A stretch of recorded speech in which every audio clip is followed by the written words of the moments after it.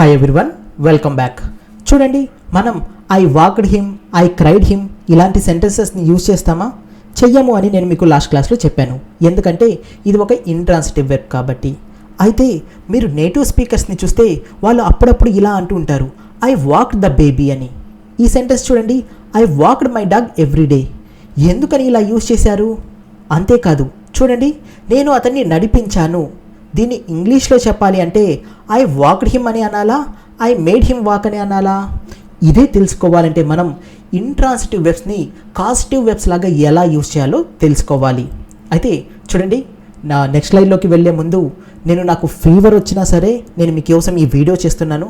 కాబట్టి మీకు ఈ వీడియో నచ్చితే లైక్ చేయడం, షేర్ చేయడం, సబ్స్క్రైబ్ చేయడం మాత్రం మర్చిపోకండి. ఓకే, చూడండి, walk, run, fly, SIT, stand ఇవి మొత్తం ఇంట్రాన్సిటివ్ వెబ్స్. అంటే ఏంటి? ఏదన్నా ఒక పర్సన్ తనంతట తను చేసే పని ఇంకొక ఆబ్జెక్ట్ మీద చేసేది కాదు.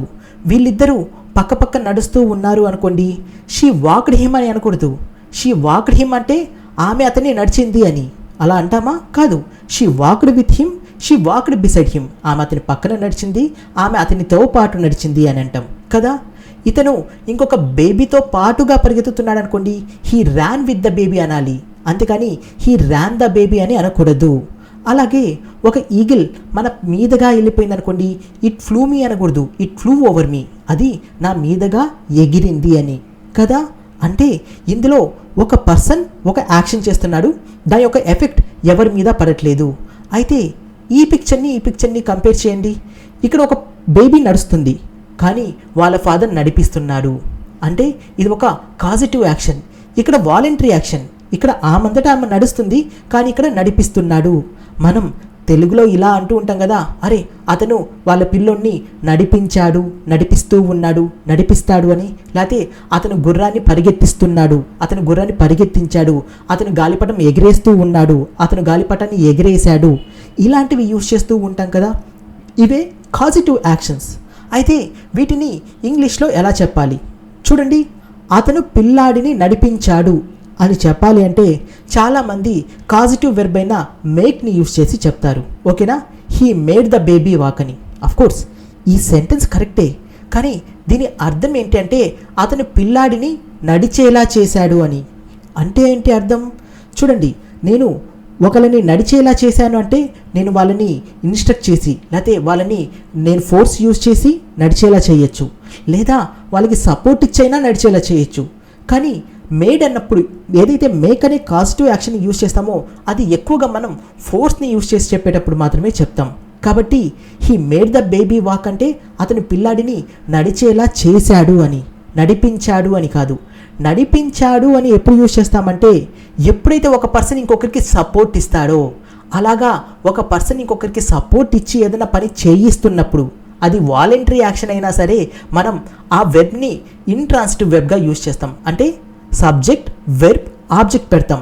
హీ వాక్డ్ ద బేబీ, అతను పిల్లాడిని నడిపించాడు. హీ వాక్డ్ ద డాగ్, అతను కుక్కని నడిపించాడు. టెన్స్ ఏదైనా యూజ్ చేయొచ్చు. He will walk the baby అంటే అతను పిల్లాడిని నడిపిస్తాడు. హీఈస్ వాకింగ్ ద డాగ్ అంటే అతను కుక్కని నడిపిస్తూ ఉన్నాడు. టెన్స్ ఏదైనా యూజ్ చేయొచ్చు. కానీ జనరల్గా చూడండి, ఐ వాక్డ్ హిమ్ అని అనం. ఎందుకని? నేను అతన్ని నడిపిస్తున్నాను అన్న ఉద్దేశంతో నేను చెప్పట్లేదు కాబట్టి. I walked with him. కానీ ఎక్కడైతే నేను సపోర్ట్ ఇచ్చి అతన్ని నడిపిస్తున్నానో ఐ వాక్డ్ హిమ్ అని అనొచ్చు.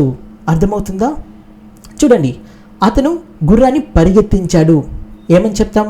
He made the horse run అని అంటామా? అనొచ్చు. దీని అర్థం ఏంటి? అతను గుర్రాన్ని పరిగెత్తేలా చేశాడు, పరిగెత్తేలా చేశాడు. ఓకేనా? అతని గుర్రాన్ని పరిగెత్తించాడంటే he ran the horse. Okay, పరిగెత్తిస్తాడు అంటే he will run the horse. పరిగెత్తిస్తూ ఉన్నాడంటే హీస్ రన్నింగ్ ద హార్స్. ఇలా చెప్పచ్చు. అతను గాలిపటాన్ని ఎగిరేశాడు అంటే హీ ఫ్లూ ద కైట్. ఓకేనా? ద కైట్ ఫ్లూ, గాలిపటం ఎగిరింది. హీ ఫ్లూ ద కైట్, అతను గాలిపటాన్ని ఎగిరేశాడు. అలాగే షీ సాట్ ద బేబీ అంటే అర్థం ఏంటి?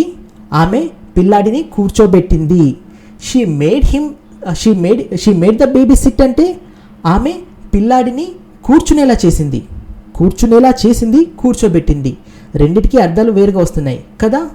అయితే ఇక్కడ చూడండి, మనం తెలుగులో ఇలా అంటుంటాం కదా, అరే వాళ్ళ అమ్మ పిల్లాడిని పడుకోబెట్టింది అని. మరి దీన్ని కూడా మనం ఇలా చూడండి. నెక్స్ట్ స్లైడ్కి వెళ్ళే ముందు మీరు టెలిగ్రామ్ వాట్సాప్ గ్రూప్లలో జాయిన్ అవ్వకపోతే లింక్ డిస్క్రిప్షన్లో ఇచ్చాను, కంపల్సరీగా జాయిన్ అవ్వండి. సరే, ఒక మదర్ వాళ్ళ పిల్లాడిని నిద్రపుచ్చింది. మరి అలాంటప్పుడు మనం ఇలా చెప్పచ్చా, ఆమె బిడ్డని పడుకోబెట్టింది అని చెప్పడానికి షీ స్లెప్ ద బేబీ అని అనొచ్చా? వెల్, టెక్నికల్గా అనొచ్చు. కానీ చూడండి, స్లీప్ కానీ క్రై కానీ ఇవేంటంటే, లాఫ్ కానీ ఇవేంటంటే ఎమోషన్స్, ఒక స్టేట్ని చెప్పేటివి కదా. ఇప్పుడు సిట్, వాక్, రన్ ఇవి మొత్తం ఏంటివంటే డైనమిక్ యాక్షన్స్, అతను పర్ఫామ్ చేసే యాక్షన్స్.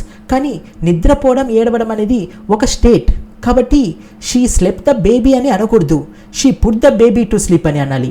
చూడండి, ఈ పుట్ మీద కూడా నేను ఒక వీడియో చేస్తాను, ఇది కూడా చాలా important.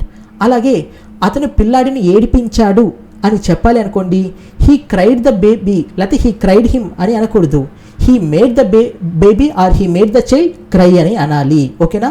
He cried the child అని అనకూడదు. ఎందుకని? ఇవి స్టేట్కి సంబంధించినవి, యాక్షన్ కాదు. సో మనము ఇలా యూజ్ చేస్తాం.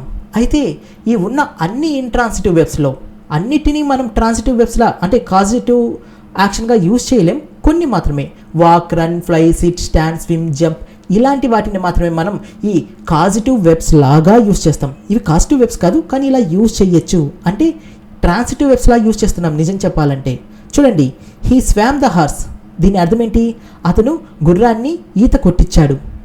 అర్థమవుతుందా? కొట్టేలా చేశాడు కాదు, కొట్టేలా చేశాడంటే he made the horse swim, అతను గుర్రాన్ని ఈత కొట్టేలా చేశాడు. హీ స్వామ్ ద హార్స్ అంటే అతను గుర్రాన్ని ఈత కొట్టించాడు. He stood the children in line అంటే అతని పిల్లల్ని లైన్లో నించోపెట్టాడు. నించునేలా చేశాడు అని కాదు, చేశాడు అన్నప్పుడు మేక్ యూజ్ చేయాలి కాజిటివ్ వెబ్ని. ఇక్కడ మాత్రం మనం ఈ ఇంట్రాన్సిటివ్ వెబ్నే ట్రాన్సిటివ్ వెబ్గా యూజ్ చేస్తున్నాం. అర్థమవుతుందా? ఓకే, చూడండి, హీ వాక్డ్ ద బేబీ అనొచ్చా? అనొచ్చు. ఎప్పుడు? అతని పిల్లాడిని సపోర్ట్ ఇచ్చి నడిపిస్తే. లేకపోతే ఏమి యూజ్ చేస్తాం? He walked with the baby, అతను బేబీతో పాటు పిల్లాడితో పాటు నడిచాడు అని అంటాం. హీ వాక్డ్ ద బేబీ అంటే అతని పిల్లాన్ని నడిపించాడు. ఇక్కడ మనం ఏం చేసామంటే ఒక ఇంట్రాన్సిటివ్ వెబ్ని, వాక్ అనే ఇంట్రాన్సిటివ్ వెబ్ని ట్రాన్సిటివ్ వెబ్లా యూజ్ చేసాం కదా. అయితే ఈ సెంటెన్స్ చూడండి, హీ షాట్ మై డాగ్ అంటే అర్థం ఏంటి? అతను నా కుక్కని కాల్చాడు. He shot my dog. అయితే ఒక్కొక్కసారి he shot at my dog అని అంటుంటారు. ఓకేనా? మీరు నేటివ్ స్పీకర్స్ని కనుక చూస్తూ ఉంటే కనుక వాళ్ళు అప్పుడప్పుడు హీ షాట్ మీ అని అంటారు, హీ షాట్ ఎట్ మీ అని అంటారు. ఎందుకని ఆ ఎట్ యూజ్ చేయడం వల్ల డిఫరెన్స్ ఏంటి? ఏమవుతుందంటే ఒక ట్రాన్సిటివ్ వెబ్ ఇంట్రాన్సిటివ్ వెబ్గా మారుతుంది. చూడండి, మనం ఇంట్రాన్సిటివ్ వెర్బ్ అని ఎప్పుడు అంటామంటే ఏదైనా ఒక డైరెక్ట్ ఆబ్జెక్ట్ తీసుకోనప్పుడు దాన్ని ఇంట్రాన్సిటివ్ అని అంటాం. కానీ ఈ షార్ట్ని మాత్రం మనం ట్రాన్సిటివ్గా యూజ్ చేయొచ్చు, ఎట్ అనే ప్రిపోజిషన్ని పెట్టి ఇంట్రాన్సిటివ్గా యూజ్ చేయొచ్చు. హీ కిక్డ్ మీ అనొచ్చు, హీ కిక్డ్ ఎట్ మీ అనొచ్చు. అయితే తేడా ఏంటి? ఎట్ అనే ప్రిపోజిషన్ పెట్టడం వల్ల ఆ మీనింగ్ చాలా మారిపోతుంది. అంతేకాదు, హీ స్టాబ్డ్ హిమ్ అనొచ్చు, హీ స్టాబ్డ్ ఎట్ హిమ్ అని అనొచ్చు. ఈ కేవలం ఎట్ అనే ప్రిపోజిషన్ పెట్టడం వల్ల దీని మీనింగ్ కంప్లీట్గా మారిపోతుంది. ఇక్కడ హీ కిక్డ్ మీ అన్నా, హీ కిక్డ్ ఎట్ మీ అన్నా కానీ మీనింగ్ ఒకటి కాదు. ఈ మీనింగ్ ఏంటో తెలుసుకోవాలంటే నా నెక్స్ట్ వీడియోని కంపల్సరీగా చూడండి. ఈ వీడియో మీకు నచ్చితే లైక్ చేయడం, షేర్ చేయడం, సబ్స్క్రైబ్ చేయడం మాత్రం మర్చిపోకండి. Thank you.